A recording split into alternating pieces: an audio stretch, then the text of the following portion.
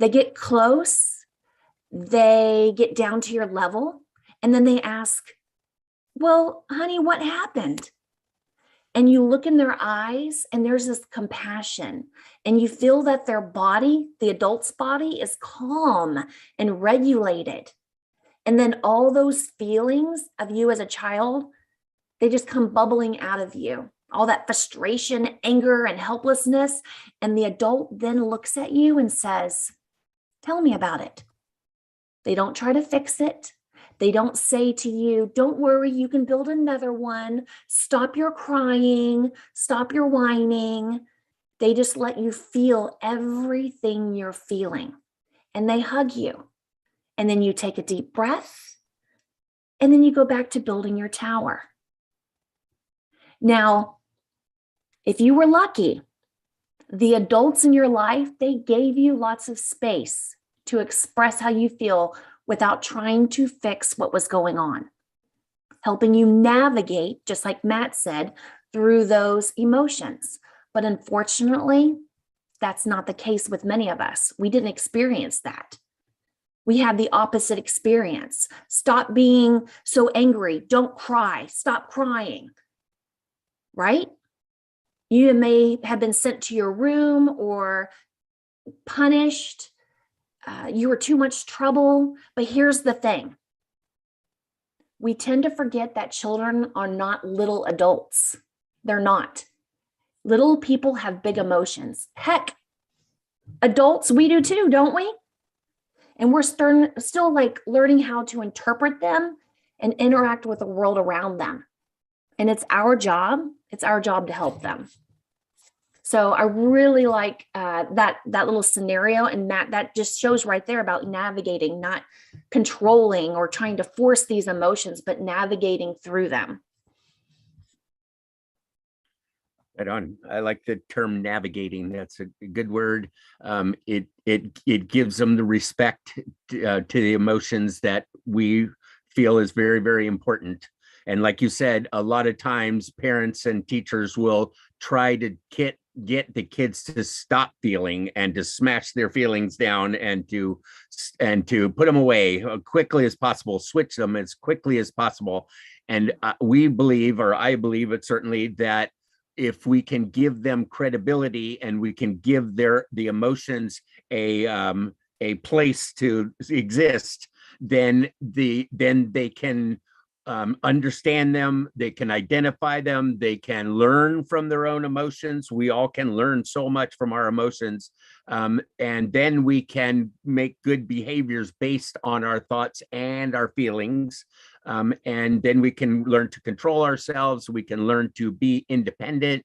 We can learn to be self-reliant, self-confident, all that stuff just by, like you said, having the ability to accept and understand our emotions.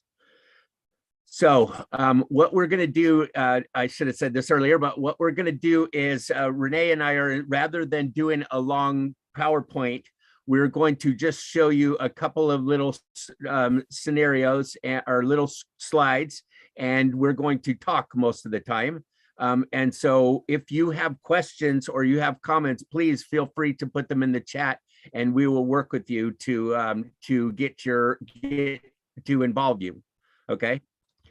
What we're trying to do is, the way this set up is that we can have emotions are really, really important, right? Emotions matter a lot. And so that's what we're going to be focused on. And what we're saying is that there are 3 steps to emotional intelligence, 3 steps to it. And let me get to the right slide. Sorry. We are. I went away. Darn. There are 3 steps to emotional intelligence. Accept awareness first. We have to be aware first. We have to be aware first, or we can't do anything. We have to be aware first. And so we are trying to identify and notice that we are feeling something, that we have thoughts and feelings. We're trying to notice that to begin with. That's a very, very first step to the whole thing. And secondly is acceptance. Acceptance feels like I'm not sure if that's actually, a lot of people say, does that have to be a whole step? Because it just takes a second. But yes, it does, because so much of us don't accept. So many of us don't accept that we're feeling. We try to deny it. We try to avoid it. We try to stuff them as quickly as possible, or we just accept them. We just accept them. And so that's a huge step to this whole thing. And we'll talk some more about that. And then lastly is action. Action. If once we're aware and we accept what's going on inside of us, then we can do something about it, or we cannot do something, which is just as powerful, is to decide not to do something, not to take an action. No action is a good action a lot of times, especially with strong emotions.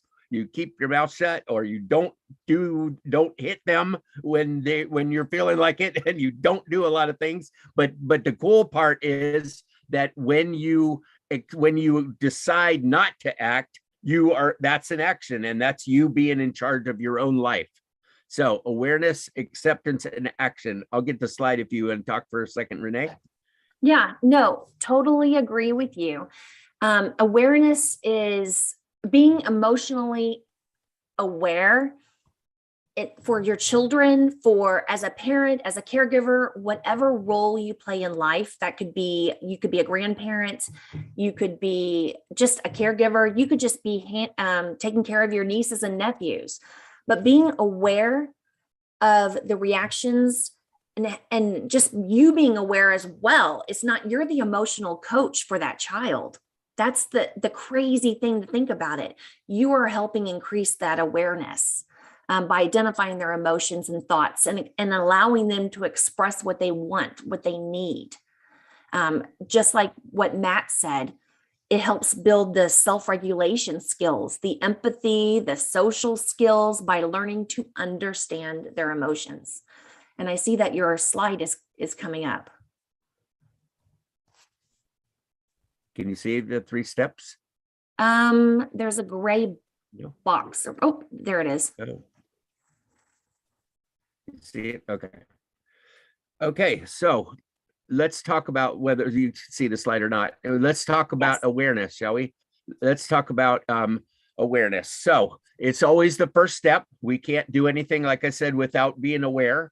And so we need to be aware first of ourselves. So in order to get kids and other people to deal with their own awareness and their own emotions, the best thing that we recommend is that you learn about you first. You learn about you first, and you be very, very aware of yourselves first. Then other people will make more sense. Other people will you be able to see and feel what other people are going through.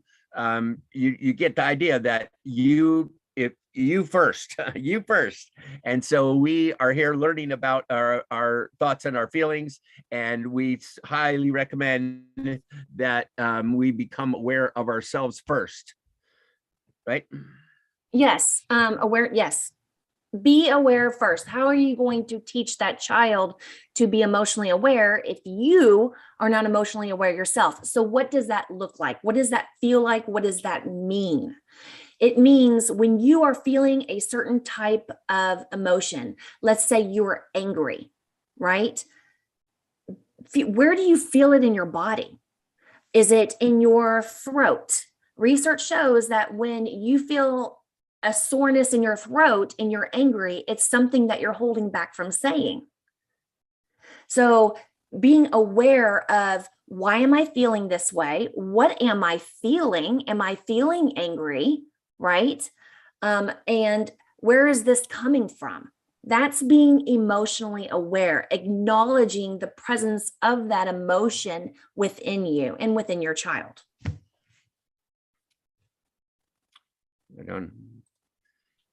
It's you first. There's a lot of there's a lot of things to be aware of. Actually, we need to be aware of our own thoughts and feelings. We need to be aware of their thoughts and feelings. Be aware that other people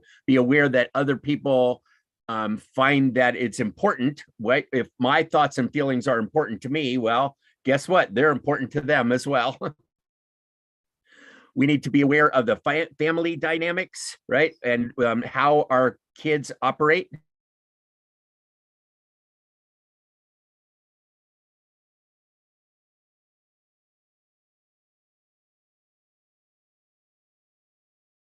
We need to be aware of our environment, of what's happening right now, where we are. If you're at home, that's one thing. If you're out, maybe that might be a different deal for how you handle things. We need to be aware of the situation. What EQ is about, meta awareness is a cool word, meta awareness, which means you're aware, you back up and you're aware of the whole situation, where you're thinking about what you're thinking about and you're feeling about what you're feeling about, and you're aware of the big picture. With emotional intelligence, we can zoom in and talk to just one person, or we can zoom out with and change our point of view and see the bigger picture of what's happening. And then lastly, and one of the most important ones, is being aware of our point of view, that the way we see things is not necessarily the way everybody else sees them. We have our own point of view based on our beliefs, our decisions, our personality. This is how I see things. This may not be how other people see things. It may not be how the child is seeing things, just because we see it that way. But one of the emotional intelligence skills is being able to adjust our point of view so that we see very, very specifically what's happening, or somewhat what's happening, or the big picture of what's happening. Yes, a lot of things to be aware of at one time. Yes, and I want to talk about a little bit about that, because you said yourself about, identifying your own emotional awareness so you can work on it for the sake of the child as well, but also going to the, like you said about perspective taking, and that's part of empathy. That's a huge component of emotional intelligence. We're not saying, we're not trying to create these emotional well-being, or little children who just cry at the drop of a hat. It's not about that. It's about them acknowledging you as a caregiver, or within your household or whatever, acknowledging the frustration or the anger or even the gratitude. It doesn't always have to be negative, but acknowledging that and allowing them to feel it, because research has shown that if you tell a child over and over, stop crying, you should not be mad, go apologize, you're teaching them to suppress their feelings, which eventually, statistically, they're going to later on in life repress their feelings. They'll compartmentalize, and they'll get into these marriages, unfortunately, where, and I'm going a little deep here, where all of a sudden their spouse is like, they're not showing any emotion whatsoever. Well, I wonder why. They were always told to be quiet. They were always told to stop crying. There's a difference between crying and whining. So, but having that emotional awareness and being surrounded by it and feeling to heal, that is imperative, but we miss that step. And what Matt's going to lead into with the next one, this is a very crucial one. You want to lead into it, Matt? Well, I do in a minute, but I want to talk to you just a second about, you mentioned about the difference between crying and whining. Can you say more about that? Because that's a very important distinction. Sure. Okay. So crying, obviously they have tears and they're crying and things like that. Whining is when you hear a complaint. Usually they're like, oh, I'm so hungry, or why do I have to take out the trash? They're whining. Now, it can be combined. They could be crying and whining at the same time. But as adults, we constantly say, stop crying, when they're really whining. So when you hear somebody say, like Matt, for example, if you hear me say, or if you hear a child say, why do I have to take out the trash? I don't want to. I'm so hungry. You just hear them constantly. What do you hear? Poor me. I'm unhappy. This is not going the way I want. Yes, right? Nothing I can do And about it. yeah, they're whining, they're complaining, right? And you're frustrated. You're like, oh my gosh, stop and just take out the trash, right? But here's the thing, we say, stop crying, stop doing this, when in actuality, there is a need that is not being met. There is a need behind every complaint. When someone complains, when a child complains, when an adult complains, guess what happens? There's a request not being met. So that's your opportunity as an adult to find that where that emotion is coming from.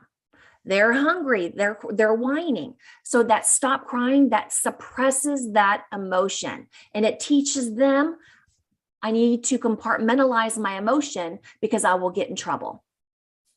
But we do it all the time, and it's we're human. I get it.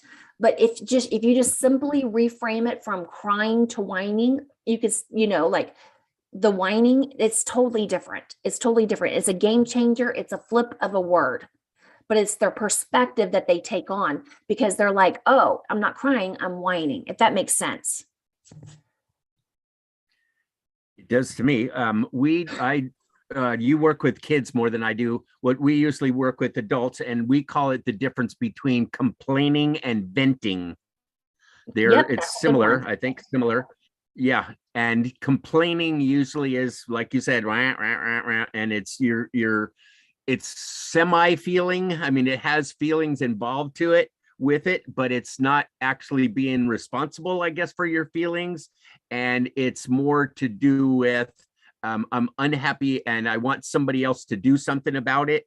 It has a part of it has to do with powerlessness. I think when we feel powerless, we can all, sometimes it feels like all we can do is complain, because we can't actually do anything. And it's important, like we said, to differentiate our feeling from our actions, right? This is a feeling. I feel unhappy. I feel hungry. I feel whatever I feel, versus I want, or some kind of action that I'm looking for. So to differentiate those is really helpful. And complaining usually makes you feel worse afterward. The person you're listening to feels worse afterward. But the difference is venting is you're saying, I feel this and I don't want to feel this anymore. It's partly it's about taking control of your own emotions and trying to let them out of my body so that I am not feeling it anymore. It's not you. It's not on you. It's just out of me. Like you were saying, get it out of your body. It doesn't have to be on anybody. And so I can say, I'm angry about this, or I'm really hurt about this. And I feel this hurt. I'm feeling it right now. And for the purpose of letting it go. Feel it to heal it, we call it. And I'm feeling it for the purpose of letting it go. It's not to tell you how bad my life is. It's for my responsibility and me dealing with my own emotions. And we can actually teach kids that, right? Yes, of course. We have a question in the chat box. It says, how do you work with the time element in dealing with complaining and allowing them to? Like if time is a factor. There's many strategies you could use, but one that addresses a time element for me that I use. I have 3 children. One's 18, one's 14, and one's about to be 10 that thinks he's 20, but you've all been there. But the thing is with him, time is crucial, and I get frustrated when he's taking his time and he's complaining and he won't just light a fire to just like go run upstairs and get shoes, right? Like go upstairs and get shoes. The bus is coming. We got to go to school. So here's the thing. This is what I say on his age. Hey, let's do cheetah time. Cheetah time. Cheetahs are fast. They're fast animals. Do you want turtle time or do you want cheetah time? Boom, they are gone. He is up the stairs running because he thinks he's a cheetah. So it's simple things like that. But when they're complaining, or if time is a factor, you want them to complain so much. You don't want it to be a day-long event, of course, right? There's a time limit. Just verbally give them a time limit. Seriously say, you know what? I can see you're frustrated right now. How about talk to me about your frustration? Where are you feeling it? You're deregulating the situation, and then they forget about complaining because they're talking about their emotions. You are meeting them where they're at. You are making them emotionally aware because you are emotionally aware of their feeling. So that's a little strategy you could use for time, because you do not want it to be going on all day long. I get it. Nobody has time for that. Right on. Yeah, we don't have time for that. All right. Right. So I'm going to show another slide. One of the messages, I think that's one of the strongest messages that we can give is I messages. We can speak from I. And even as adults or as teachers or parents, we can say I. So I am rushing you right now. I'm feeling rushed right now. I would love to listen to you, but I cannot right now because you need to get on the bus, right? Like you were saying, Exactly. you've got a time crunch. You want to get them on the bus. So I'm feeling like I'm afraid you're going to miss the bus. I'm feeling tense that you're going to miss the bus. And I want to respect you and your feelings, but I don't have time right now. I don't have time right now. I don't have time. And so I think you can quickly let the person know that you care about them and you care about their emotions and you don't have the time. We call this being intentional, not intuitive. What that means is intentional means I'm telling you what I'm doing. As a parent or as the adult, as the emotionally aware person, I am saying, here's what I'm up to. This is what I'm trying to do with you. I'm hoping that works. You're trying to give the person, the child or whoever, the keys underneath the secret to what you're doing, right? Like if you're trying to rush them out the door, tell them I'm trying to rush you out the door, right? Yes. You don't try to imagine that let them try to figure it out. You tell them what you're up to. How's that sound? Exactly. No, I love it. They are not mind readers. We adults, we believe that we're mind readers, but we're not. We are so not. I love your I messages. What I find when I coach children and the parents, that they will say, they will allow their child, and no fault through their own. We all do it. I still do it at times. I catch myself where it's like, I'm angry right now. No, you're not angry. You feel angry. You feel angry because children will identify and define themselves based on their emotion. And when they constantly say, I'm angry, I'm sad, I'm whatever, no, you feel that way because it's a fleeting moment. It's a fleeting moment where you can acknowledge, accept it, and release it. So just surrender to it, right? Because guess what? When you say I'm angry, there's no release of that. Like psychology shows, I mean, this is all neuroscience, but you start defining yourself as an angry person and you start showing up in life as an angry person because that's just who you are. You're conditioning yourself. So instead, flip it and you'll be hypersensitive to it now. You'll be hearing people say, I'm angry or I'm frustrated or I'm sad. I feel that. And it's okay. Anger is not a bad emotion.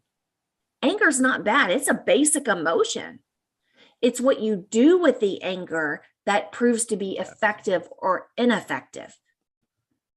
Action. Right on. Right. Yeah. So two important things that you just said is being aware of what we're feeling, but it is a feeling. We are feeling it. We are not it. We are not, yes. I am not angry. I am feeling. It's just a feeling and I can deal with this. One thing that this brings up for me is that you guys probably know, I think I mentioned this yesterday, that we just had 3 big mass shootings in the United States. It's just unbelievable that people can go and shoot other kids because they're angry. They one of the big ones, they in the middle of shooting, someone yelled out, "Why are you doing this?" And the shooter said, "Because I'm angry." He actually said that, "Because I'm angry." Now, what's the problem here? Is this how you deal with your feelings? Is this what you do with your anger? No, of course not. No, because these people don't know how to manage their own emotions. They think that if I'm angry, I have to go shoot somebody. It's either them that I'm shooting, or a lot of times now also is kids are doing themselves. They're shooting themselves or whatever they're doing to themselves. But the suicide rate is just horrible, horrible now, and going up. It's increasing, especially in young people, because they don't know how to deal with their emotions. A very, very simple thing that we're teaching is so critical, so critical. Yeah, that went from like 0 to -30. That was so sad. Yeah, we have been experiencing a lot of pent up emotional well-being that's not being able to be released. And the children, even adults, they don't have the coping strategies in place. They have no outlet, or they do not see that they have an outlet because they have not built up that emotional intelligence to help self-regulate their emotions. And there's a lot of, like I said before, some with my clients who have been suicidal have talked about how they have no outlet. I'm an angry person. I'm a depressed person. Nobody understands me. No, when they say nobody understands me, nobody's validating them. Nobody's listening to them. They keep trying to fix them or to solve their issues for them. Well, they're not learning anything. And then when you, as an adult, try to fix and solve their problems, they don't learn. And I get it that y'all want to, I say y'all, like everybody, like we as adults, we want to protect our youth. We want to protect our children, right? But the thing is, sometimes we're not doing it right. We're mentoring to them, we're telling them what to do all the time, and they don't learn. But we come from a good place. We come from a good place of we want to protect them, and because they're going to be released into the world and we want them to be prepared. I get it. I get it. I'm there now. I will always be there. But here's the thing. They don't learn. If it's illegal, immoral, or unethical, that's when you can tell them what to do. But if they need to go try things on and fail and develop those self-regulation and those empathy, and there's that fear of failure, they need to experience that. And us as adults, we need to be there to help pick up the pieces when they do fail, but we need to allow it to happen so they can grow. And I'm not just talking about growing into the world. I'm talking about not shooting up the world, having that self-regulation, all that empathy, to have all that social awareness in place, those coping strategies, instead of saying, I'm angry, I'm going to go do X, Y, and Z because I'm angry and I have no other choice. So I hate to say it, but partially adults, we are failing our youth. We're failing our youth if we are not teaching our kids this. Right. Bringing it out of them because we tell them how to do it. And then they think, oh, I don't know how to do it. I need someone else to tell me how to do it, rather than go, what do you think you should do with this? And kids are not stupid. They usually know, what do you think you could do? So if you're angry right now, what do you think you could do with that? So it's good news that they're aware of it, and good news that they're not freaking out about it. But it's really powerful to be able to ask. You bring, with emotional intelligence, you bring it out of them, ask them, let them explore and find it in themselves, and then find the answers as well, right? Is that what you're suggesting? Yes, I love that, because that's the difference between coaching and mentoring. Mentoring, you are the sage on the stage. You've been there, done that, and you're going to give them advice. That's what we typically come as adults to our children. However, coaching is you are the guide on the side. You're the guide on the side. you don't tell them and insert yourself and saying, well, you should do this and you should do that. Take out the word should. Should is an expectation. Replace it with the word could. Could is an opportunity. What could you do? Just like Matt said, what could you do with this anger right now that you have, that you said you feel? What could you do with it? Acknowledge it, because anger is not a bad thing, and friend it. You can tell your child, let's friend it. Well, what do you mean? Anger is a bad thing. No, it's not. It's an emotion. Congratulations, you're human, just like I am. What can you do with that anger now? How can you use that to your advantage? So that's the difference. That's the difference between coaching and mentoring. So many times people only see one choice, and that usually has to do with what they saw as a child or what they were experienced, right? If somebody hits me, I hit them back.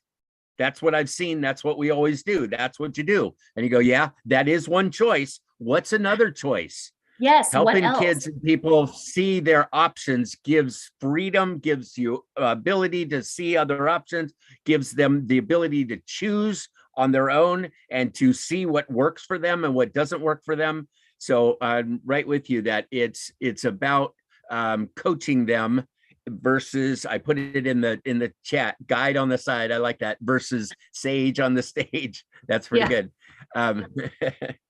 So coaching versus mentoring. So we're helping the kids learn about themselves, not telling them the answer, asking, right? Yes. And here's a trick. Adults. You ready for this? When you ask the child, what can you do with this anger? Or how can you allow yourself to feel better? I didn't say, how can you make yourself feel better? How can you allow yourself to feel better, to feel happier, right? They will give you, psychologically, they will give you an answer, right? They'll give you an answer. Don't allow that to be the only answer. Yeah. And remember, don't insert yourself. The most powerful question you can say after they give you an answer is this. You validate them and you're like, that's a possible answer. And then you go, what else? Because when you say what else, it's so powerful. The first answer that anybody gives you, a child, adult, whoever it is usually the answer they expect you to hear, that they think you want to hear. So they're going to give you the surface level answer. And then when you say what else, it forces them to think outside the box, perspective taking. It de-escalates the situation if they're angry, because it self-regulates the moment. And then they will give you a deeper answer. That's it. So, but a lot of us adults, we stop at that. Okay, well, go try that on. That works. Well, this is what I think you should do. Don't do that. When they give you an answer, go, I can see where that could work for you. What else could you do? You're teaching them to fish. Remember, you're teaching them to fish. Right. And for so many times, people don't see, especially kids, don't see that the options, that they'd have other options. They just see the one and you go, yeah, that's one, but what else could you do is really powerful. So Renee, Priyanka has asked a couple of times about EFT. Do you know much about EFT? I do not. Oh, EFT. That's I believe what you're referring to is tapping. Am I correct? Tapping. That's a cognitive based therapy, a part of it. Yes. Oh, so for emotional focused therapy. Yes. There, EFT, emotional focused therapy, there's different elements to it. And you could do tapping, like certain tapping techniques. I actually do tapping sessions. I don't do often, many of them, but to find the trauma in, or find any kind of issue you're having based in life, and then taking that emotion and dissecting that. But after you dissect it through EFT, you could do tapping techniques. You could do, and usually it takes about 3 sessions on average. But there's healthcare workers, and so what's the actual question? Like just using EFT? I mean, it's emotional freedom technique. Yeah, it's very beneficial. And it's They're, like I said, it's about 3 sessions that usually that people see benefits from, and it releases, but I'll just to put this way, this will make sense. It releases emotional bondage, baggage, and it creates a breakthrough of emotion. It allows you to address the original emotion. And trauma, it's a big with trauma like PTSD and unfortunately like rape and sexual assault, things like that. I mean, trauma is different for everybody, but it has major benefits. And if you, I highly suggest it. EDMR is another one, or EMDR. That's another one that's very beneficial for trauma. And trauma usually occurs statistically when you are 7 years old and younger. A lot of trauma bubbles up initially there, but I don't want to go off topic. Yeah. Cool. Okay. Thanks. So what we were talking about, I found the right slides finally. So what we're talking about is awareness first. Awareness first. We got to be aware first of our thoughts and our feelings. We often focus on our thoughts, but we don't pay much attention to our feelings. They're different. They need to be handled differently, and we need to be aware of both of them. And both of them lead to our decisions and our actions. So we're very, very important. And awareness is a huge part of this. If a kid can be aware of what they're feeling. Hey, I have a granddaughter. We have 2 little granddaughters, and my daughter, who's their mom, grew up with emotional intelligence her whole life. And so you hear those kids say words like, "I'm angry, Mom."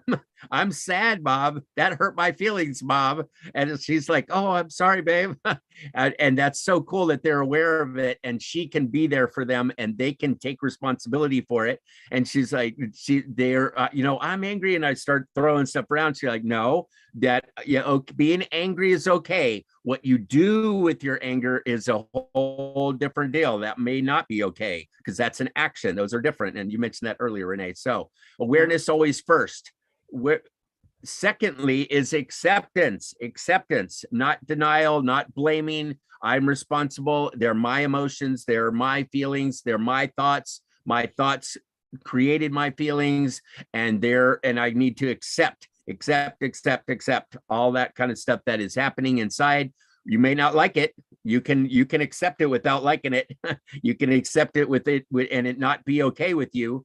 But and there can be some things that you don't accept, actually. But the step of knowing that that acceptance comes after awareness is a very big part of emotional intelligence. And lastly, what we are talking about now, EFT and different types of therapy, are actions. What are we going to do to help the person work through their emotions? What are we going to do to help them work through it, right? And what first is acknowledge it, again, being aware of it, accepting it, and then decide. There's a lot of different choices. EFT is one of them. EMDR is another one.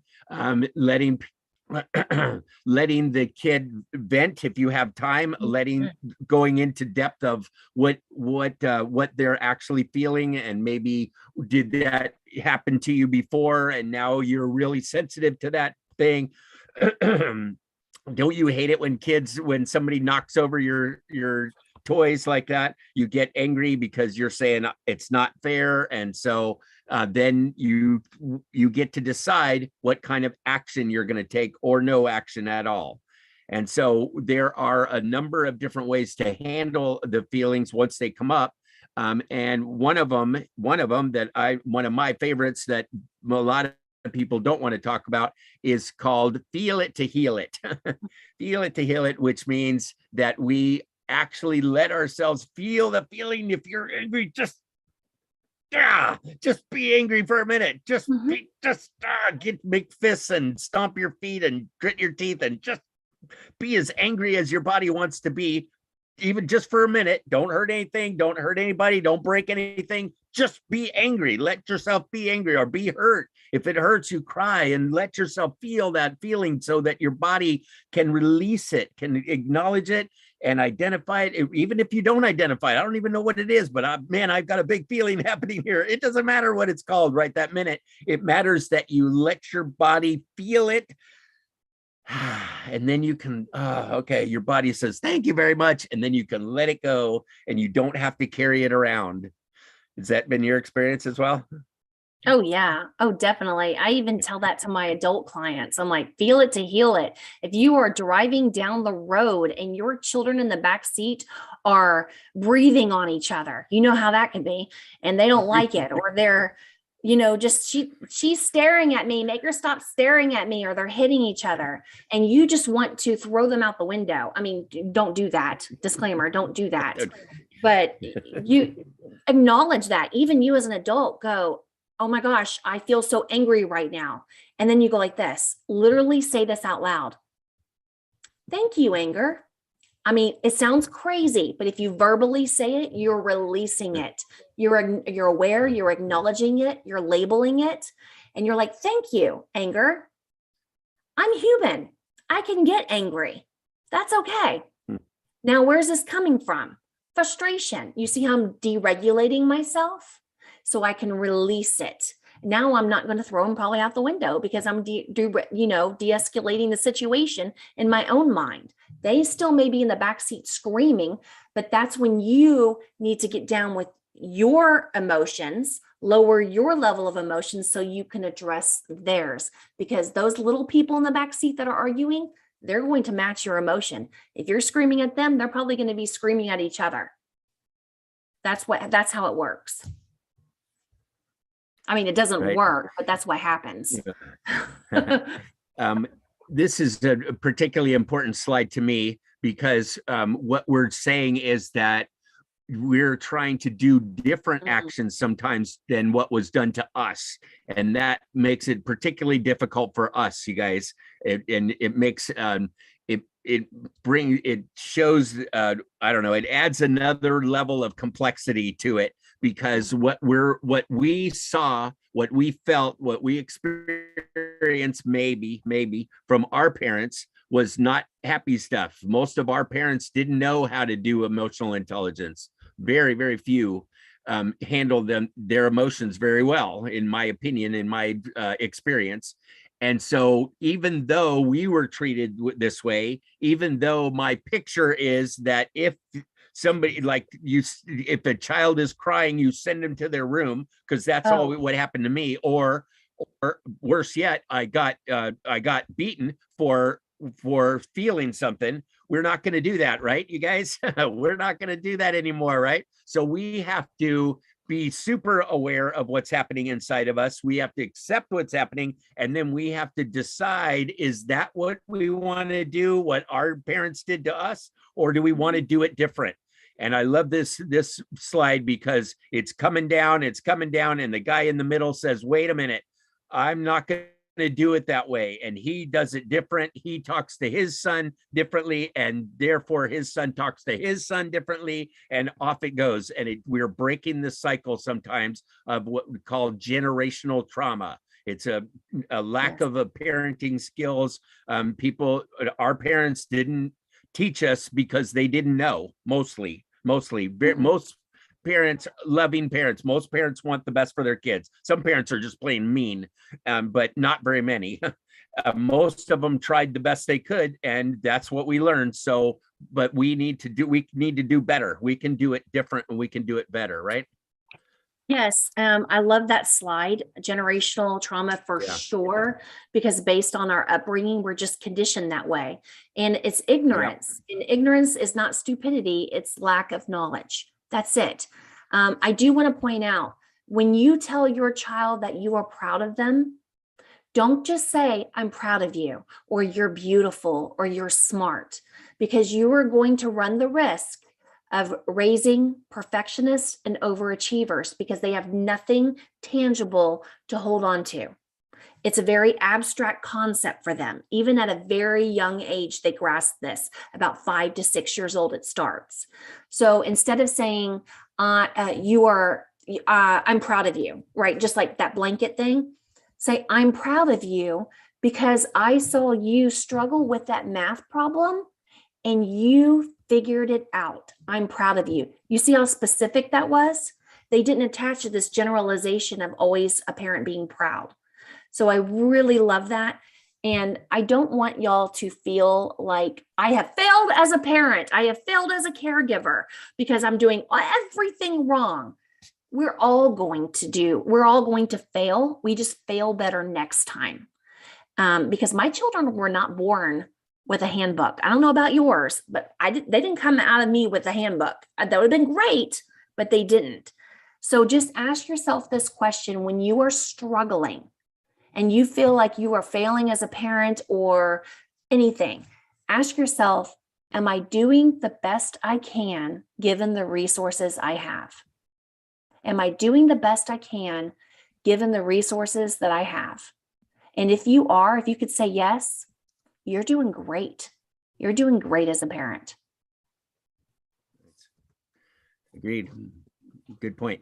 Specific compliments are cool. Compliments are good. Go for the compliments. Try to be specific. That's really helpful because then the kid can, oh, I see. It was me pushing myself. That was so great about that. Yes. That was neat. So I agree with that. So here's one more thing. We're running out of time, but I want to bring this up is that we're looking at going for the big three negative emotions.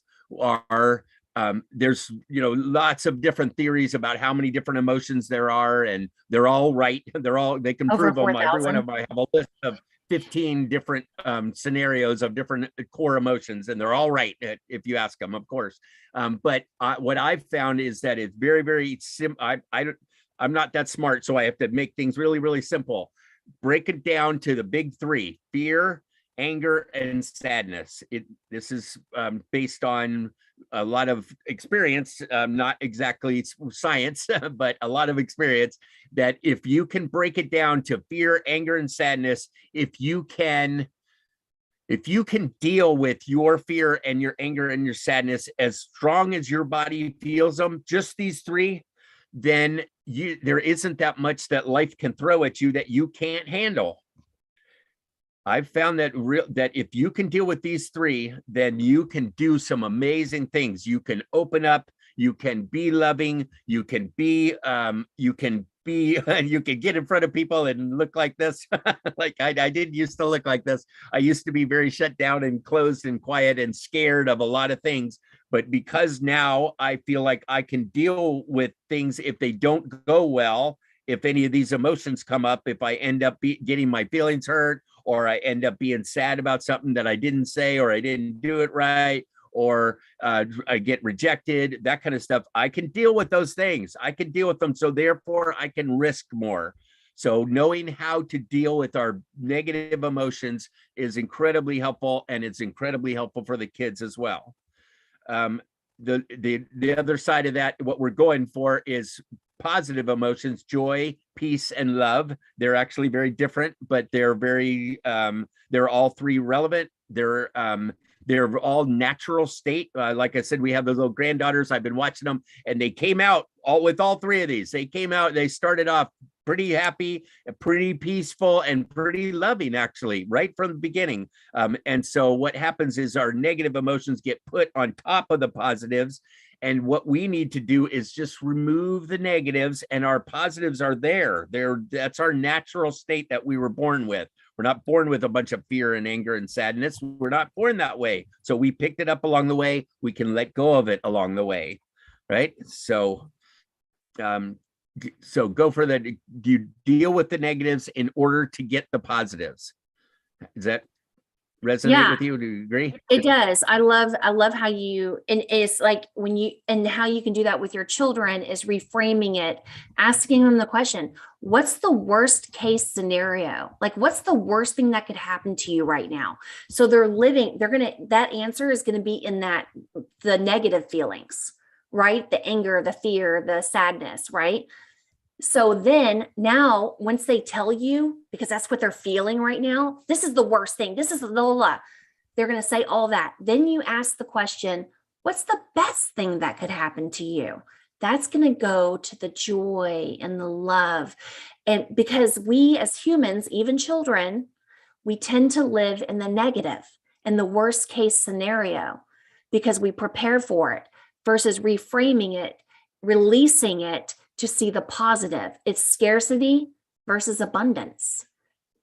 that's the reframing. And I believe that's what you're talking about, Matt, as well. It is indeed.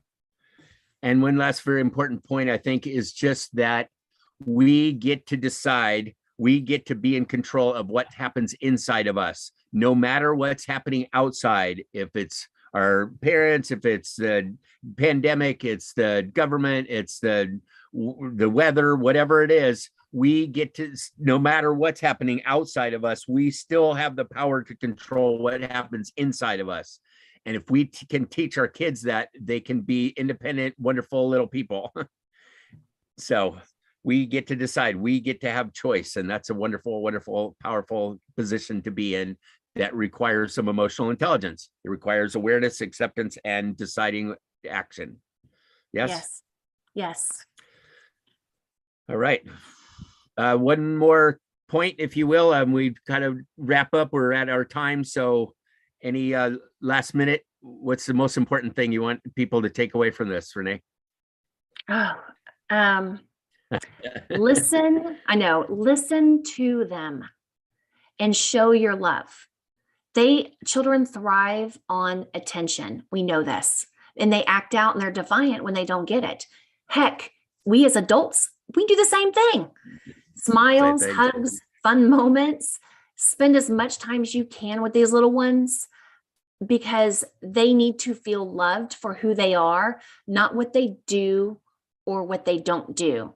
Because when you show that love and that attention, you're going to find that sweet, lasting joys of parenting right there. Nice. Nice. And my biggest, answer my own question is, what is the main thing I would like for you to take from this? And that is emotional responsibility, which means that your thoughts, your feelings, your values, your beliefs, your moods, all of that are yours. They're yours. It's not their fault. It's not the world. It's not, things affect you, but you get to decide what goes on inside of you. You're in control of what goes on inside of you, and you can manage it from going forward. I had a cool conversation with a guy yesterday, and he said, I'm a glass half empty kind of guy. And you're telling me that I need to see the glass half full. And I said, well, you don't have to, first off. Second off, yes, I suggest that you do start seeing it as half full and not empty. And thirdly, what's happening now, and this is what we ended up having a great conversation about, is that there's a lot of negatives. There's so much happening in the world that's negative and it's painful and it's squashing us. And we still have to see the glass as half full. We still have to see the positive. We don't have to, I shouldn't say have to, but we still, even though things are rough, sometimes we need to cry. Sometimes we need to deal with the negatives, let them go, and come back to being positive on purpose. We call it purposeful positivity, which is hard to say. Purposeful positivity, and be positive on purpose for yourself and for others. So I think we're done. We could talk all day, both of us. We have tons and tons of information. Thank you so much for allowing us to share some of it with you. You guys are a wonderful group, and please carry on. Please, thanks for doing all you're doing for the kids. Khalid, sir. Hello, thank you. If anybody wants to ask any question, please write chat box. They will reply. Thank you, sir. So, thank you very, very much. Sir কারো কিছু জিজ্ঞাসা থাকবে, কেউ যদি কোনো জিজ্ঞাসা করে, sir একটু আপনি আনমিউট হয়ে যান sir. There is please anyone ask any question to Dr. Matt or even Dr. Inia Skeleton, please write in the chat box or directly you can ask. Aniruddha স্যারও আছেন আজকে। আচ্ছা, অনিরুদ্ধ স্যার একটু স্পিকারটা অন করুন। কিছু বলতে বলেন।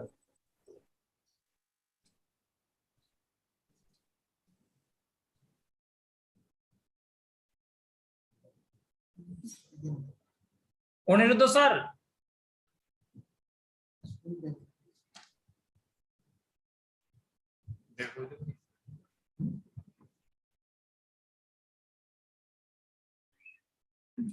স্যার কারো কিছু জিজ্ঞাসা থাকলে একটু বলুন আর কি ঠিক আছে কেউ যদি কিছু জিজ্ঞাসা করে okay anyone please feel free to ask question to Dr. Inia, Mr. Matt as well, no problem.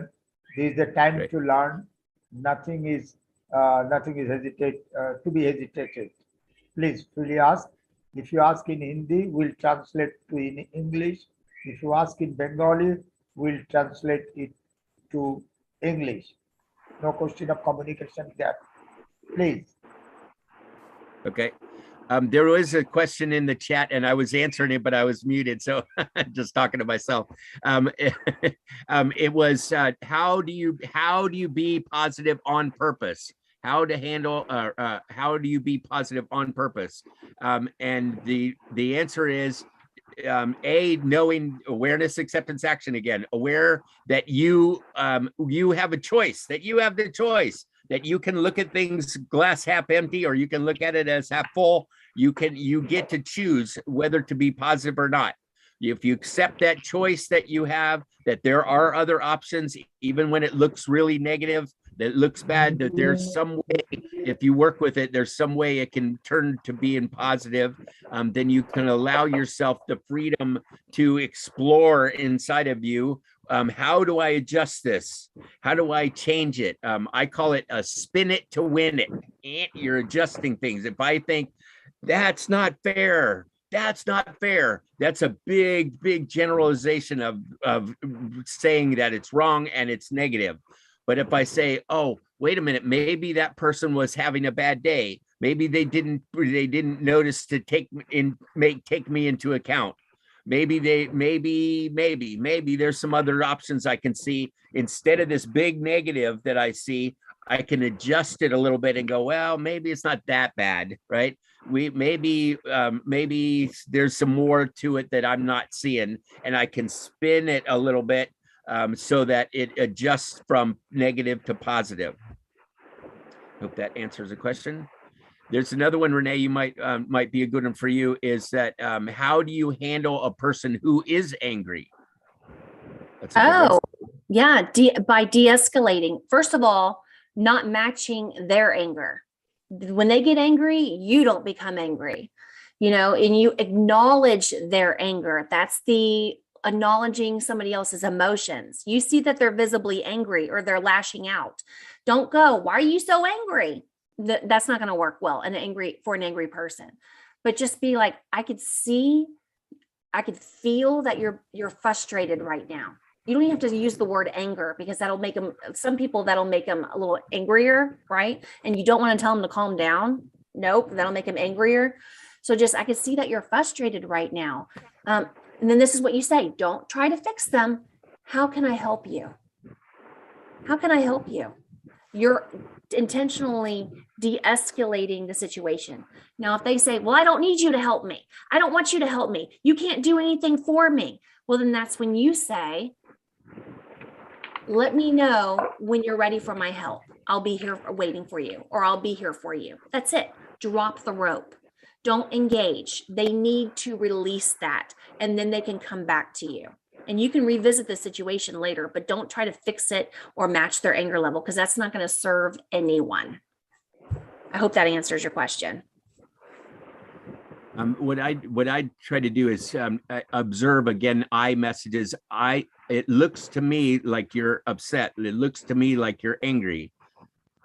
It feels like you're angry, or feels like you're frustrated, right? So I'm guessing and I'm asking, and it gives them the respect, and they get to explore inside of them and see what they're feeling. Like, no, I'm not angry. I'm just scared. And like, okay, that's different. Let's deal with that. And then, of course, what we said earlier is, what do you see as your choices now? If that is what you're feeling, what are your choices? What can you do with that, if anything? Yeah. Because they may not have that emotional vocabulary. They may think they're angry, but they're really stressed. There's an underlying issue based on their behavior. Yeah, like we mentioned earlier about the time constraints when we're in a rush. That's a huge thing, especially for Americans are always in a rush. I am. I know we're always in a rush, and that changes things, right? It changes things. They did a study of people that were willing to help somebody, and they showed them just helping, and then they made it into a rush, and they put a time element on it, and found that the ability and the willingness for people to help each other drops dramatically if they're in a rush. If I have time to listen to you, if I have time to be there for you, I can do that. But if I'm in a hurry, then it sometimes it changes everything. So being aware that again, awareness and accepting that that when we put time constraints on things, it might change it a lot. Right? It's nice to sit and listen to someone if they're upset, but it takes some time sometimes, and some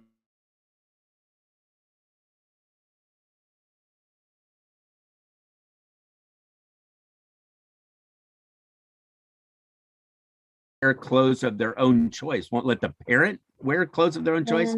How do we deal with that problem? Yikes.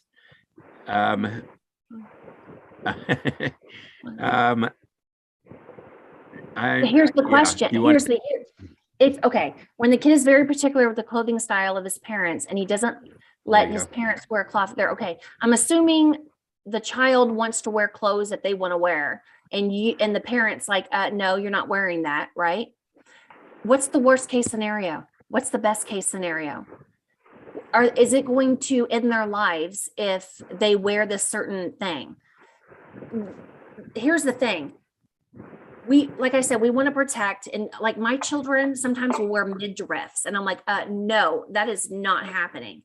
But instead of saying that, because they're going to be defiant, some kids are just defiant when you tell them no, right? They're just going to say, well, watch me, watch what I'm going to do.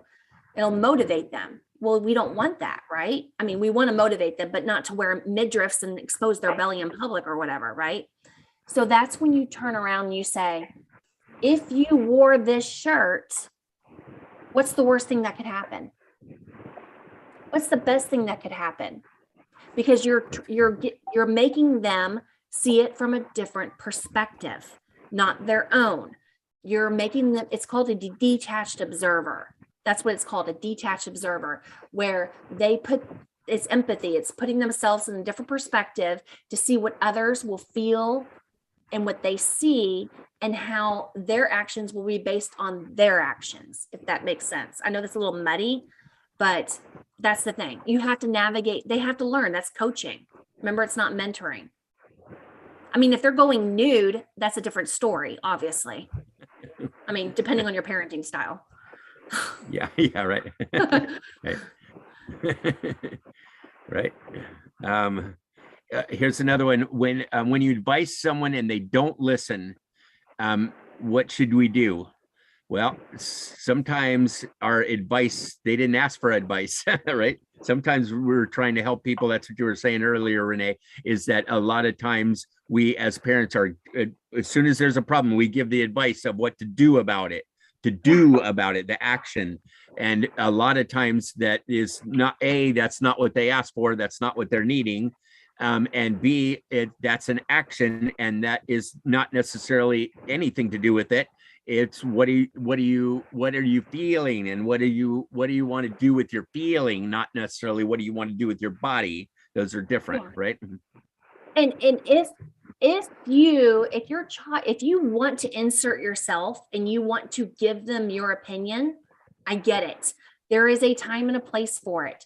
This is what you can do. Yep. Allow them to share first. And then this is what you follow up with. May I share a thought with you? Not, this is what I'm thinking, or this is what I would do.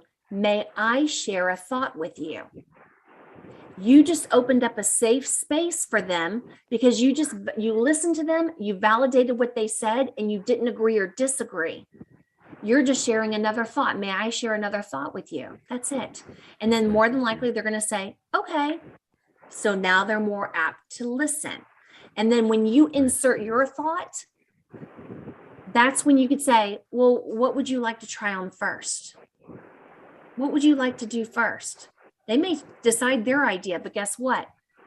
Parents, you just planted the seed in their head of a thought of yours, and they allowed it to happen because it was a thought. You asked for permission.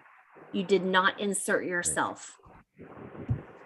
Nicely Right. explained. And Hello. do we need to finish up? Yeah, I want to conclude everything because the next session will start. Yeah. The speaker is waiting for that. Thank you very, very much, Dr. Renata Skeleton, as well as Mr. Matt Philistine. Both explained nicely regarding emotional intelligence, emotional aroused, anger, and a lot of things we came to know from you. Really, you are very, very good and explain. We will be benefited in due course. Definitely, soon will adopt all these techniques, modifications, and therapy you explained. EFT as well, excellent. It was a wonderful session. We enjoyed a lot. Thank you very much. We will summarize you, or we request Mr. Matt to summarize at 3:45. Immediate after my session, I will finish maybe 45 within, and other also Dr. Skeleton and Dr. Overton also might be present there. I'll be happy to have with you all. And I have another request later on. Anyway, give me 1 minute. I got a message from I received a message from the Alipurduar, West Bengal, to invite you three as well as Professor Stephen as well to visit. Please keep in touch with me. We'll manage your accommodation. It's a very nice place, Tea Garden, Bangalore, and also we'll arrange your continental food. And just you please, that will be beneficial for that area. Our Honorable Vice Chancellor from Alipurduar University and other elite person or research person also be available on that day. So maybe 3 days or 4 days or 7 days visit. Please consider this. As I received yesterday this message from the organization committee and from Taposh Borgon. Thank you very much. Thank you. We'll be talking at the end of this session. Okay, thank you. Bye-bye. So now I request. Sir, thank you, sir. Welcome our Alipurduar district, West Bengal from India. Come, sir. Reena ma'am, come. Okay, thank you. Thank you. Yes. Thank you. Yeah, they will be coming. Sure, they will accept your invitation. I believe, because you people are very exceptional. So that organization secretary of the society spoke to you, not me. I request, but they have directly talked to you. So please accept this invitation. Just give us 15 days or 10 days time. Everything will finish. And Alipurduar is a very nice place, tea garden area. And it's not, I will be there also during that period. And our that area, Honorable Vice Chancellor, elite person, RCIP professors, and the participants will be welcoming you. And you will visit the school, college, and others area. So please accept in writing to this invitation. Let us know the date, because if it is possible to meet you face to face, the people will be excited, and not only that will inspire the community as well as the school children, adolescents, adults, and the teachers. Okay, thank you, Matt. I think Matt will accept because he has already raised. He's a Dr. Rina. You have to also come back. Okay. Yes. Come, sir. Welcome. Our organization is very poor, sir. Very poor organization. Come, sir. Okay. No question of poor. You have a dedicated, you have devoted and dedicatedly working for the development. If they will be coming, and it will highlight the children, students, and the teachers, and the organization committee will be much more enthusiasm. And I'll be there with some other from Bangladesh, no problem. Yes, just email Matt the information and then he'll pass it on to me or whatever. Okay, we'll write invitation formally, no problem. Just remember, yeah, of course. By name, we'll forward to email. I know the email of Mr. Matt and others also, I'll get it. So you write down your email So Sure. Matt, you give the 3 peoples and Stephen's also email. Okay, so next our speakers and resource person will be waiting, I think. I request Mr. Swamitra Basu to speak before his delivering lectures. Ms. Swamitra Basu, are you there? Sir এখন Ritwika ma'am sir না, সৌমিত্রকে বলছি anchoring করতে। ও আচ্ছা, ওনার সম্বন্ধে একটু বলতে। নাই মনে হয়, সোয়া is not available maybe, না? নাই। No problem, sir. No problem, sir. I'll introduce myself and please, I'll begin please. with the thing. No problem. No worries with that. Okay, please. Okay. That will be very good. Please. All right, sir. Good afternoon, everybody. I'm Ritvika Laskar. I teach at Alipurdwar Mahila Mahavidyalaya. It's a general degree college. But during my master's and for my PhD, I had specialized in education of children with special needs. So I think that's the connect why I'm here today delivering this lecture. The topic that has been given to me is role of special education teachers. Just give me a moment. Yes, role of special education teachers, especially for managing desirable behavior in inclusive school and home. So I'll begin with my presentation. I'll just share my screen. Please let me know if that's visible. I mean, screen ta share korbo Hindi and English, right? Yes, ma'am. Fine. Is English okay with everybody? Just give me a thumbs up and I'll know that English is okay with everybody. Fine. I'll continue with English. लेकिन अगर आप लोगों को कहीं लगे कि नहीं English ने हिंदी में भी थोड़ा बताना है तो आप मुझे बताइए, मैं फिर वो हिंदी में रिपीट कर दूंगी. Anyways, I'll just share my screen. आप बताइए स्क्रीन विजिबल हो रहा है या नहीं.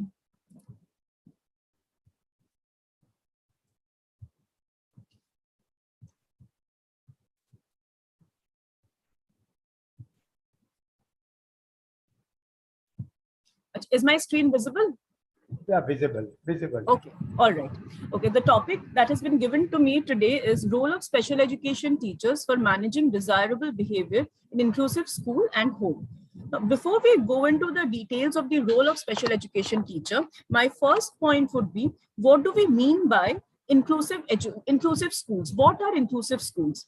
Now, as the slide says, an inclusive school is a school that is capable of embracing all the learners. Now, over here, by all the learners, we mean learners who have some disability or impairment, learners who do not have any disability or impairment, learners who are from the lower socioeconomic strata of the society, learners who are from the higher socioeconomic strata of the society. So an inclusive school is basically a school where there is no discrimination of any nature, where there are no where differentiations are not made on the basis of means, or where they are not called any names, where there's no discrimination, where everybody is treated as equals. So that is an inclusive school, a school that is capable of embracing all the learners and providing them with infrastructure, human resources, means and methods for their proper development, for their proper adjustment, education and all-round development with no discrimination of any nature, and education which is well within their capabilities and individualities. An inclusive school will always make sure that education provided to the learners is on the basis of what they need, is on the basis of what they deserve, is on the basis of how much they can accept, how much they can understand. An inclusive school, it will always take into consideration the needs of the child. So is this clear? Is this clear so far? Like what are inclusive schools? Inclusive schools basically जहाँ हर बच्चों की जो क्षमताएं हैं, हर बच्चों की जो capabilities है, जो खामियां है, उसको नजर में रखते हुए we will devise the curriculum, we will devise the teaching methods, we will devise the goals of education. Now, moving ahead with after inclusive schools, who are special education teachers? In schools, we have seen that there are regular teachers. In schools, we have seen that there are class teachers, there are subject teachers. Then who exactly are special education teachers? Special education teachers are a very important aspect of inclusive schools because they share quite a few responsibilities. Now, special education teachers, they are trained to optimize diversity. What do we mean by optimize diversity? First of all, when in an inclusive school, if we have students who do not have any disability, There are students who have some disability or the other.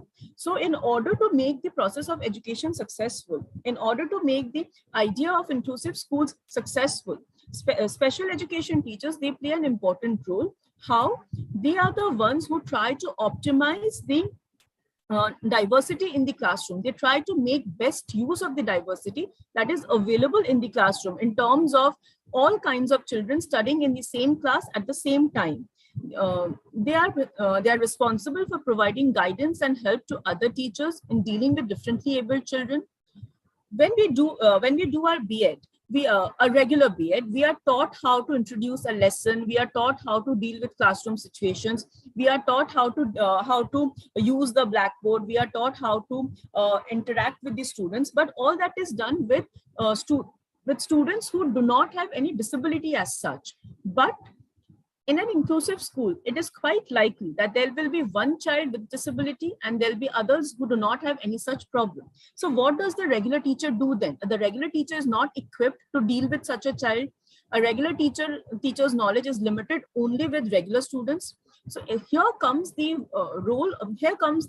value, or here comes the role of the special education teacher, who has to make the regular teacher understand, make the class teacher understand how to deal with a differently abled child. The special educator is now responsible for understanding the needs of the differently abled child and conveying the same to the regular class teacher so that they understand how to deal with these children. Then another responsibility is to provide help and guidance to the differently abled children of the school in meeting their special needs and getting them properly adjusted and developed according to their capacities and interests. Now, any child with a disability, any child with a special need, it can be a child with blindness, it can be a child with hearing impairment, it can be a child with autism, it can be a child with mental retardation. But irrespective of their disability, irrespective of their impairment, they will have some potential or the other like any other child. So it is the responsibility of the special education teacher to identify that interest, to understand that potential and help him in developing that potential so that he is able to adjust with his special need. Again, providing guidance and seeking help from the parents of the differently abled children for their adjustment and welfare. Now, this role of the special educator is not restricted only to the school or the classroom. The special educator has to also interact with the parents of these children. Why? Because after school, it is the family where the child spends most of the time. In the Indian scenario, we often see that when a child with different needs are born into a family, parents generally get dejected, like what has happened, how will we manage, why did this happen with us? There are quite a number of dejections, there are quite a number of heartbreaks and everything. But then again, here comes in the role of these special education teachers who have to make the parents understand that it doesn't matter if the child is differently able. The child has some other potential. We need to understand that. We need to develop that. And moreover, it doesn't matter whether the child has some disability. It doesn't mean the end of this world. The parent has to overcome that sense of despair. The parent has to overcome that sense of insecurity. So that is the role of the special education teacher, who deals not only with the child, but also with the class teacher, subject teacher, parents, everybody, who basically acts as a bridge between the child with disability and the other facilities or the other resources that's available over there.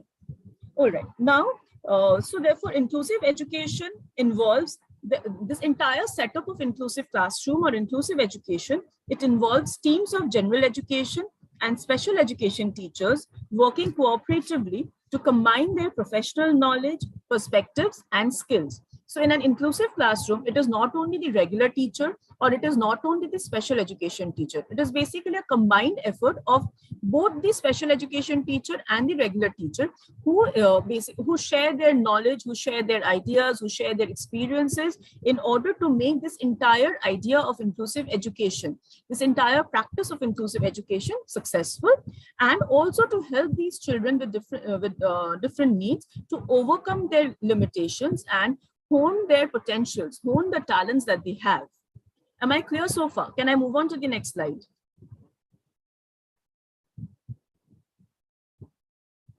Should I move on to the next slide? Am I clear so far? Yes, ma'am. Okay. So now we'll come into what is the role of special education teachers? The topic that I have been given today, role of special education teachers in school as well as in inclusive schools. So what is the role of a special education teacher? A special education teacher, they mainly work with the goal of mainstreaming the child and teaching essential activities of daily living. That means, what do we mean by mainstreaming a child? As history of special education or as history of education of children with special need goes, we began with a period of segregation. Then there was then we moved from it was the period of segregation where children when they were born with disabilities were completely kept aside, were completely ignored, were completely neglected. Then from that period of segregation, we gradually moved on to a period of integration, followed by resource room facilities, then special schools, and now we have moved on to inclusive schools. So what do we mean by mainstreaming? Initially, there was a phase when children with disabilities would be taught in special schools or would be taught in resource rooms and then brought into the general classroom to learn along with other students. So that was the idea of mainstreaming, where they attend a few classes with the regular students and then attend some classes in the resource room with some specific facilities. But now we have also moved ahead from that system, and now we are working towards an inclusive setup where there are no resource rooms as such, but there'll be general teachers as well as special education teachers who would be providing education to the children based on their needs, based on not only their needs but also on the needs of the regular classroom. So therefore the role of the special education teachers, they mainly come with the motive, or they mainly come with the goal of mainstreaming the child and teaching the essentials. They come with the goal of teaching essentials of daily living to these children so that they can be brought into the mainstream society, so that they can be taught along with others, so that they can lead a life like any other individual. So that's basically bringing them into the mainstream society. And now, therefore, for them, in order to bring them into the mainstream society, it is essential for them to interact with other teachers and parents on a regular basis. Special education teachers, unless they are interacting with other teachers, unless they are interacting with the parents, they will not know exactly the progress of the child. So therefore, they have a specific role. Their first role is identification of a child with special needs. In case of severe disability, in case of children who have like disability, which we can see, there early identification is a simple process. But for those who have disability at the mild level, but it affects their daily living, for them early identification is a must. A child with low sightedness, or a child with say autism, or a child with mild mental retardation, they need that special care.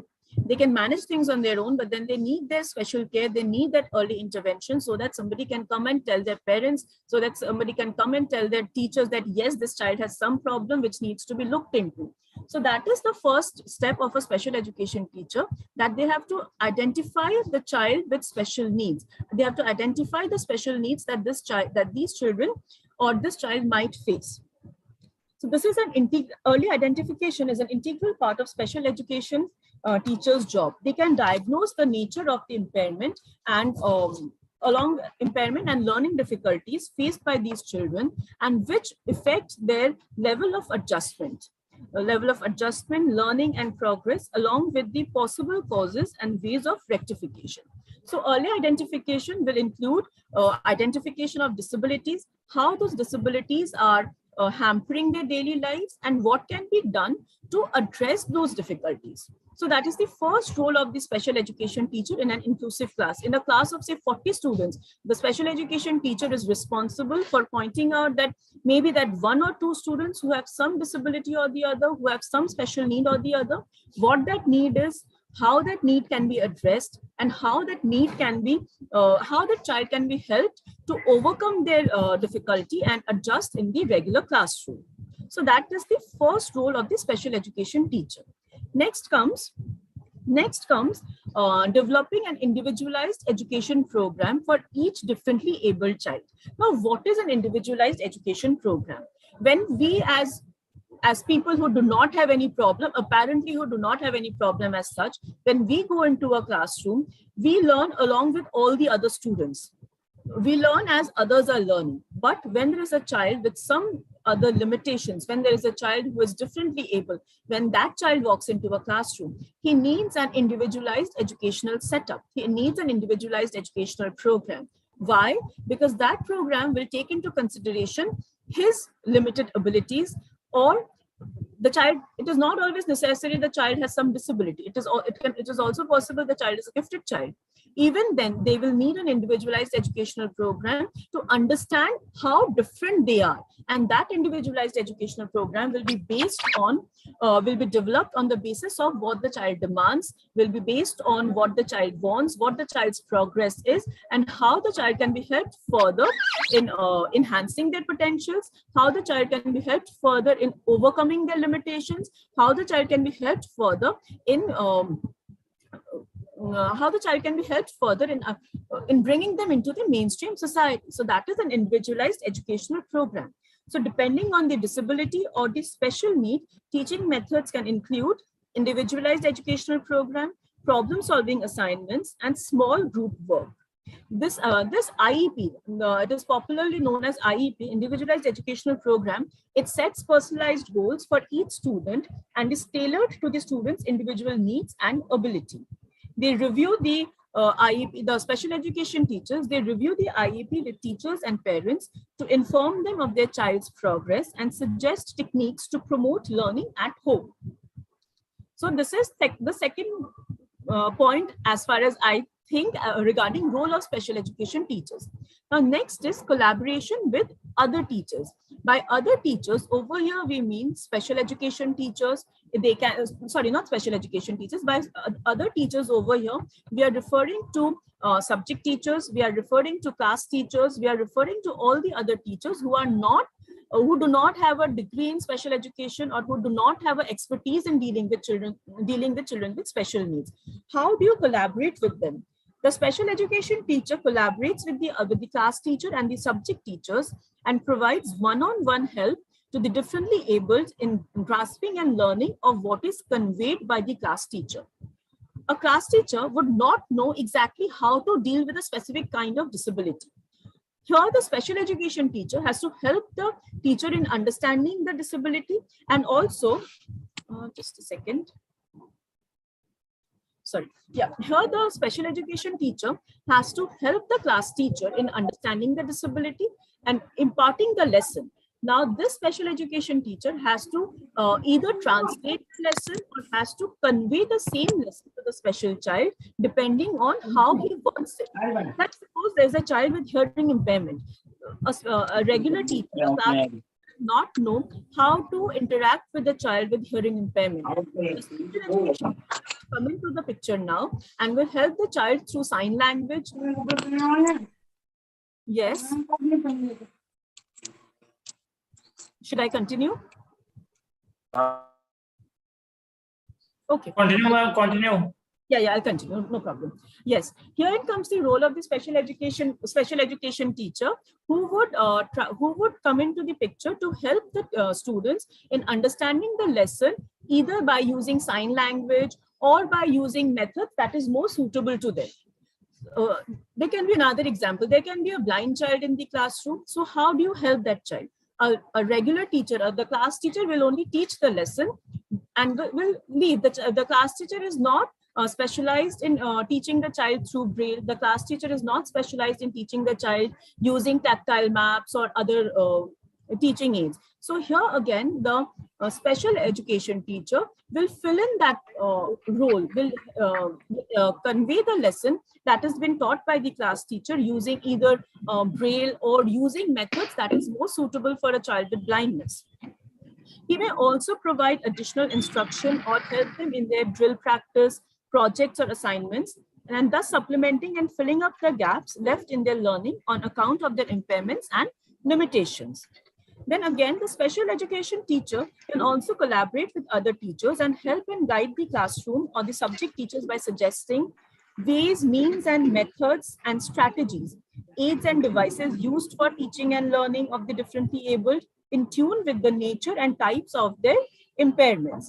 They can also help the class teacher in suggesting ways and means, as well as demonstrating the skills of meeting the learning needs of these diverse learners belonging to inclusive setup. We have only spoken about blindness, we have only spoken about hearing impairment. There can also be a child with autism in a classroom. This child may become very agitated if he hears very loud noise, or might get very scared as a result of sudden change of class routine. So again, for a regular teacher, it would be difficult to handle that child. For a regular teacher, it would be difficult to understand what is going wrong with him. But then if there is a special education teacher, they will understand how to manage that child, how to control that child, how to calm that child, so that he does not get disturbed by any change in the classroom. He does not get disturbed by any change in the class routine.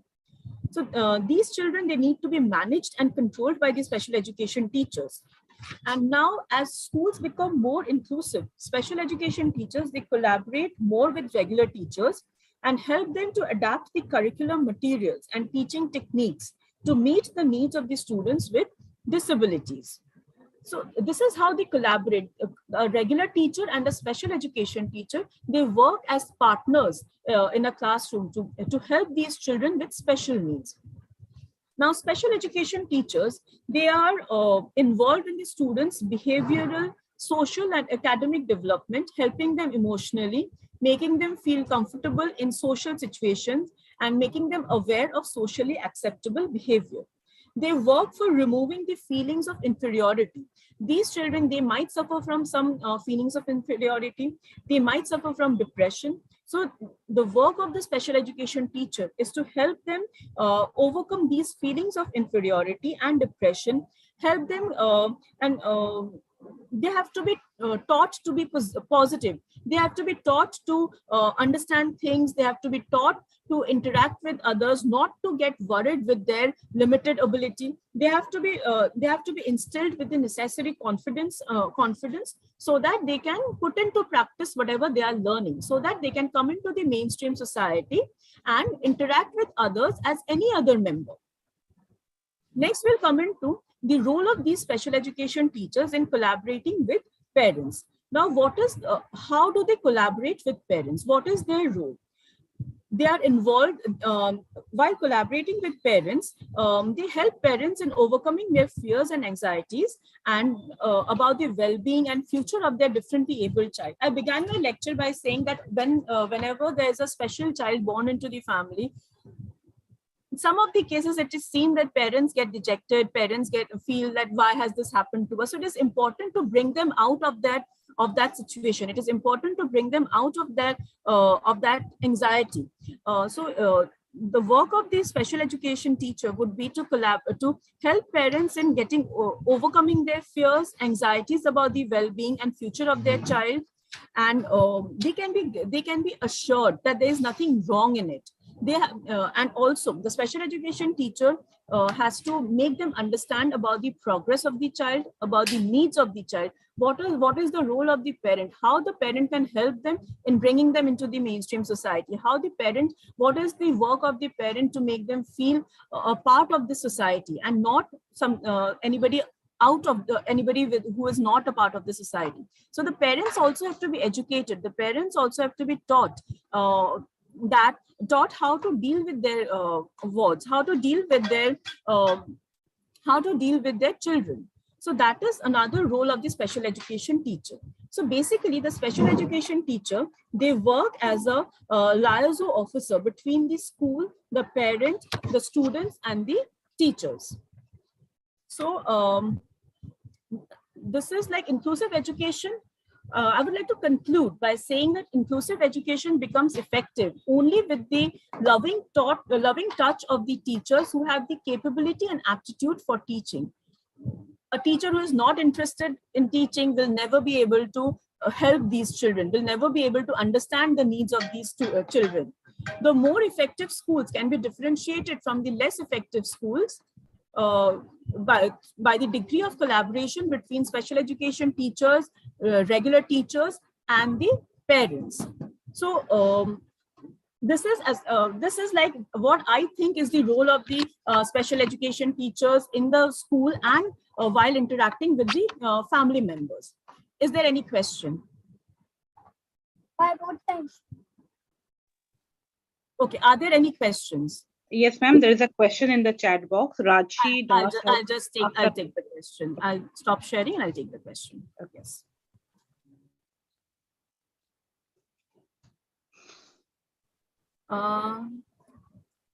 No, I haven't. Okay, I'll just check, but I haven't received any new questions. It is somebody's email ID in the chat box. No, ma'am. She has asked if there is any website from where she can check where are all the inclusive schools. This is a question. Any specific website regarding inclusive schools? See, Yes. as far as government of West Bengal is concerned, because I'm coming from West Bengal and from the Alipurduar district, as far as the government of West Bengal is concerned, all schools are meant to be inclusive schools. We do not have any separate category of inclusive schools. Now, with the right to education and Article 21A and everything, every student has the right to receive education from any school. So we used to have special schools, which was meant for children with specific disability. But now all schools are inclusive schools. No school on paper can be denied admission on grounds of their disability. Okay. Thank you, ma'am. I Hello? hope that's, yes. Hello? Yes. Hello, madam শুনতে পাচ্ছেন? হ্যাঁ, বলুন। হ্যাঁ, আমি বাংলায় বলছি। হ্যাঁ, বলুন, কোনো অসুবিধা নেই। হ্যাঁ, ম্যাডামের এই প্রেজেন্টেশনটা খুবই ভালো লাগলো।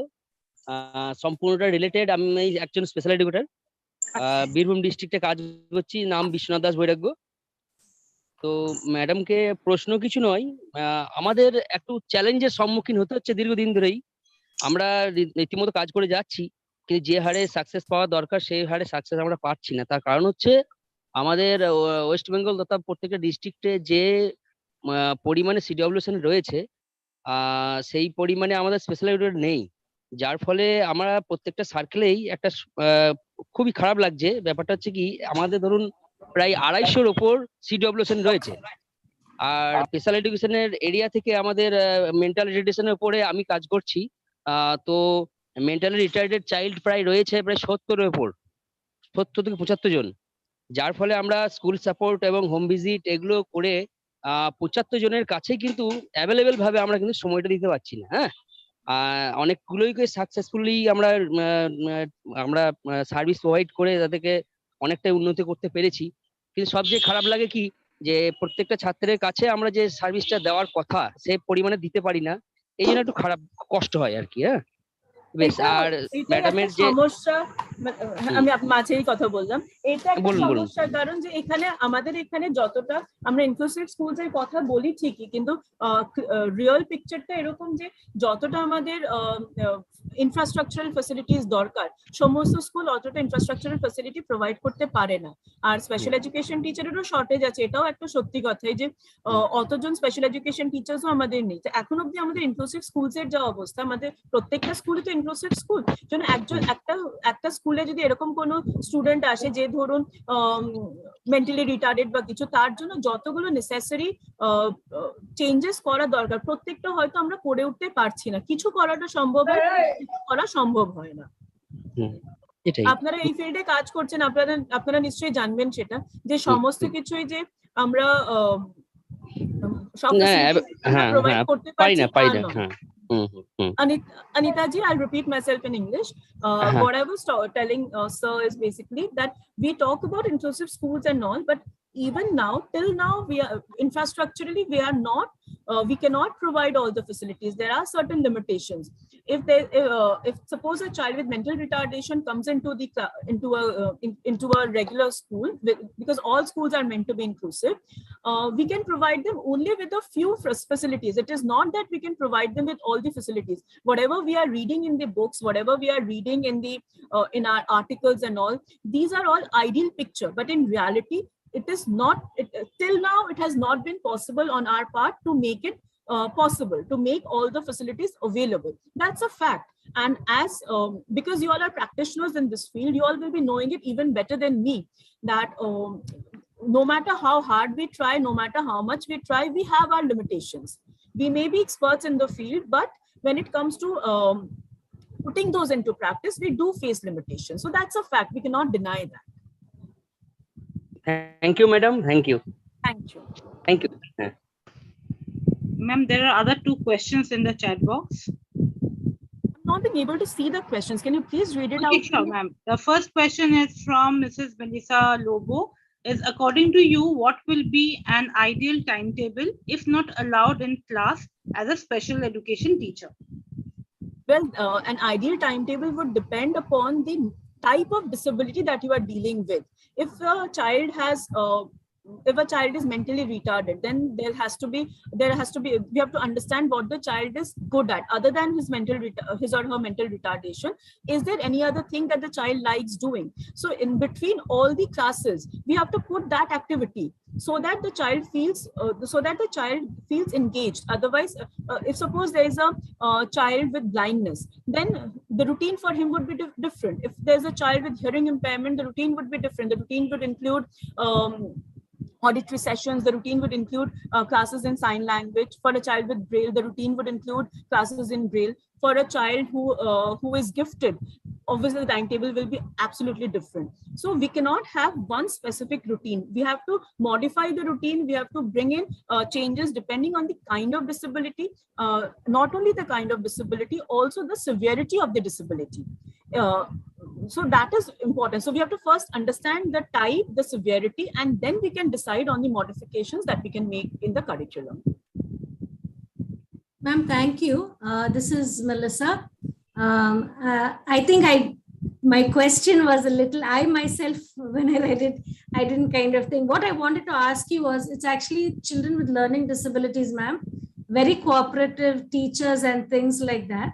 But sometimes when, you enter the classroom as a special educator, it's very distracting to the other kids. And, given the fact that there's a lot of an emotional component with the child who has special needs in terms of learning disability, they want to feel part of the group and everything. So to disallow that kind of feeling, there is a resource room. And the plus point is everybody enters the resource room, which is very good. But what I wanted to ask you was, what would be the ideal working component with, even though the teachers want to collaborate with you, what would be a working component if you're a single special educator in an entire school where there are needs across different classes? So how best could you manage that? It's just a random question, because given all the years of service, you're still toying with that in your mind as to how you'll make it work and, things like that. So that's exactly what I wanted to know.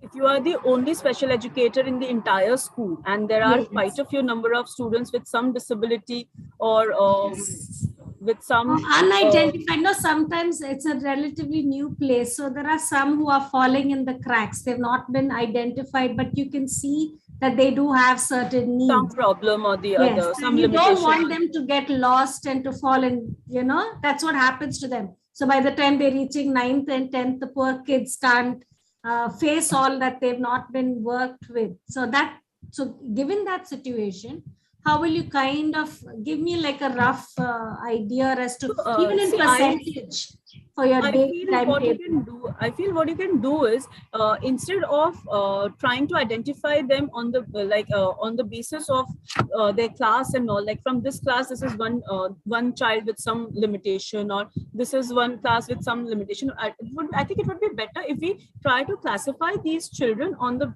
basis of severity and type of their limitation.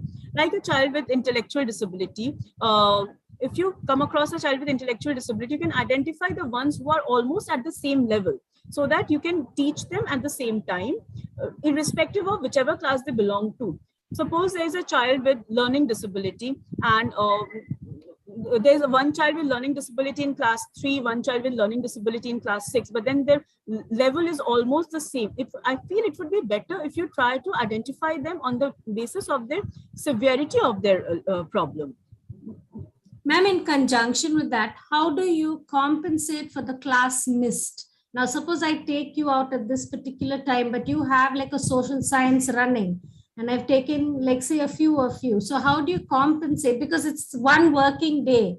It's like from this time to this time where they have to, and that's the problem with like the inclusion. Unless everybody gets, in that sense, NEP is really good because most of now they want you to have the lessons that cater to all different kinds of learners.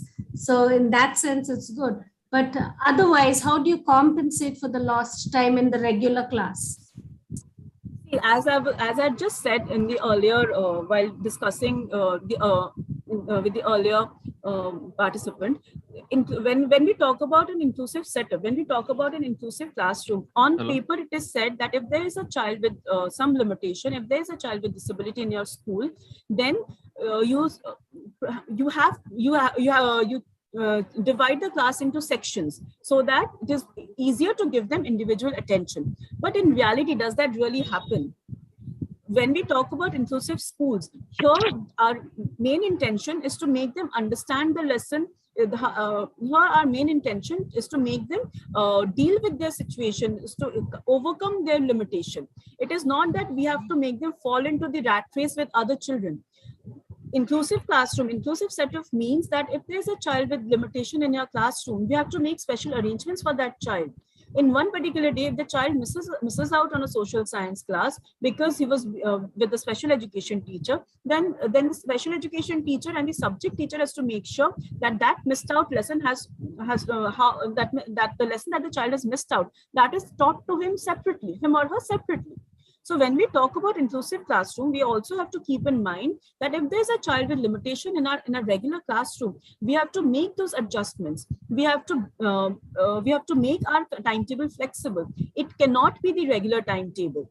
Either we divide the class into sections, or we provide them with extra class hours, or we have to make ourselves flexible so that we can address their needs. You cannot address the needs of a special child in the fixed timetable. It is not possible. Then obviously the child will miss out on something or the other. This flexibility has to be brought into the picture, has to be brought into the regular practice.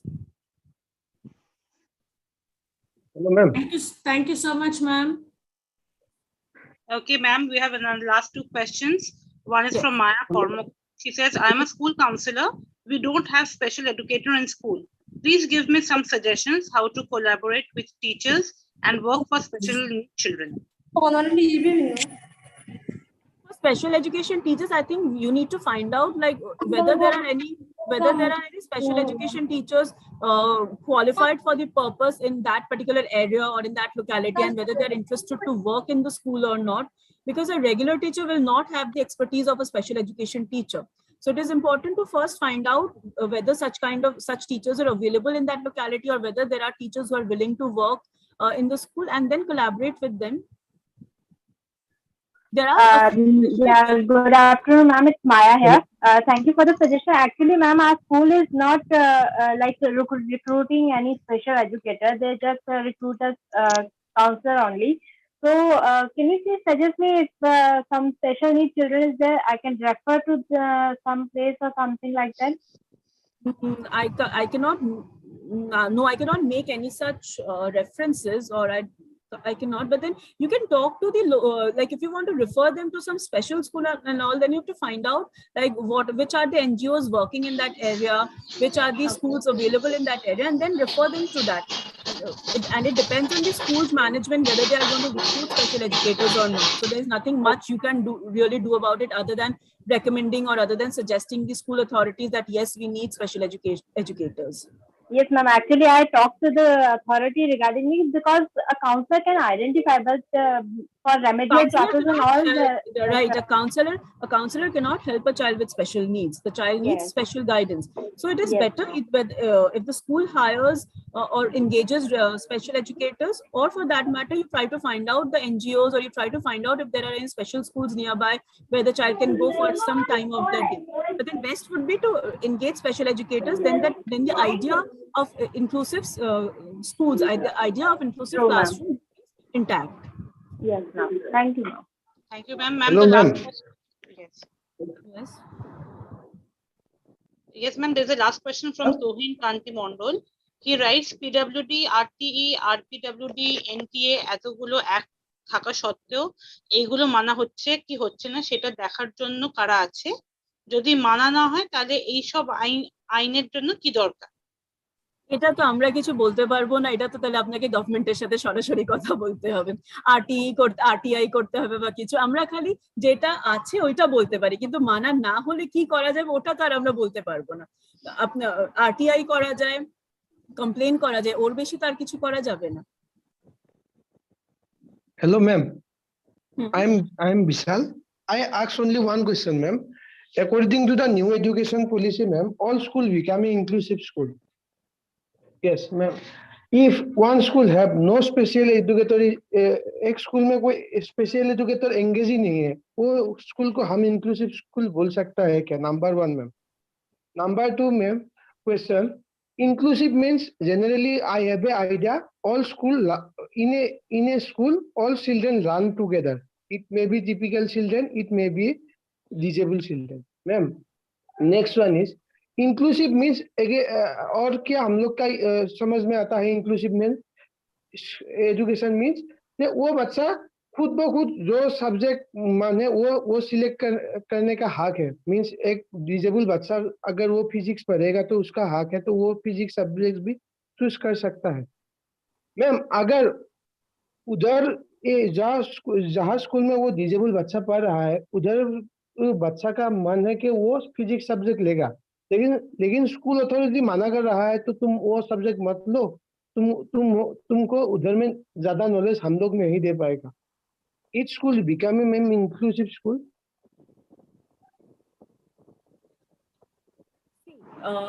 All schools are inclusive schools. That means no school can deny admission to any student on the just because the child has some limitation, right? Even before NEP or even now, all schools are meant to be inclusive schools. That means any child, irrespective of their physical condition, any child irrespective of their intellectual condition can come and take admission into these schools. In fact, there are seats reserved for persons with disability.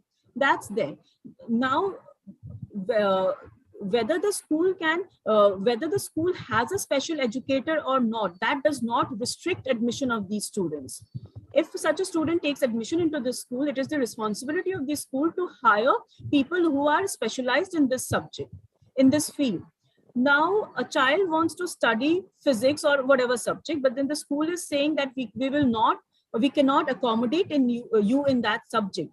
If the child has the ability to understand that subject, to pursue that subject, I'm sure the school will not say that. If the school is saying that we cannot accommodate you in that subject, then maybe there is some problem, there is some limitation somewhere. So it is important to understand what the limitation is. And accordingly, if the limitation can be understood, then I'm sure it can be addressed.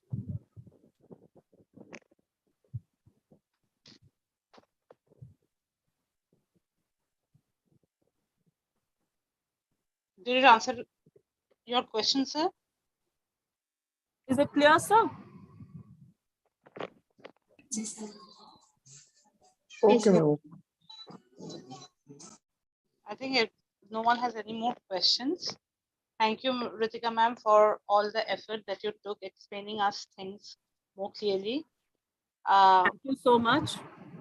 And I think I'm happy that some people asked questions. So that means that, yes, they followed the lecture. Otherwise, it would have been only me talking. No, ma'am, this happens if it is before lunch. After lunch, people tend to just tend to sleep. So I hope the session was interactive. People have understood, got knowledge, and we'll break for lunch. We'll again start from 2. Okay. Thank you, ma'am. Thank you, sir. Thank you, ma'am. Thank you, ma'am. Thank you, ma'am. Thank you so much. You can leave. Thank you. I'll leave the meeting now. Yes. Interactive Leave the room. session. Thank you, madam. Yes, sir. Thanks a lot. Thanks. Khalid sir.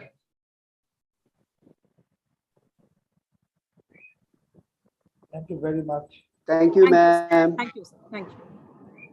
Hello, ma'am. Can you leave? So, I think it will a lunch break now from 1 to 2 p.m. IST. So we'll have chance to have our lunch and it's now break. Just a moment. ये কিছু বলবেন? আপনি mister Tapas Barman আপনি কিছু বলবেন? Or already?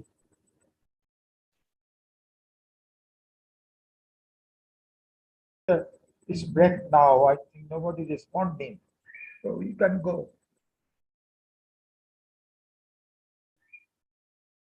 Okay, we'll have our lunch now. 1 to 2, we'll come back at 2 o'clock. Indian time. Okay, thank you very much. You can leave now.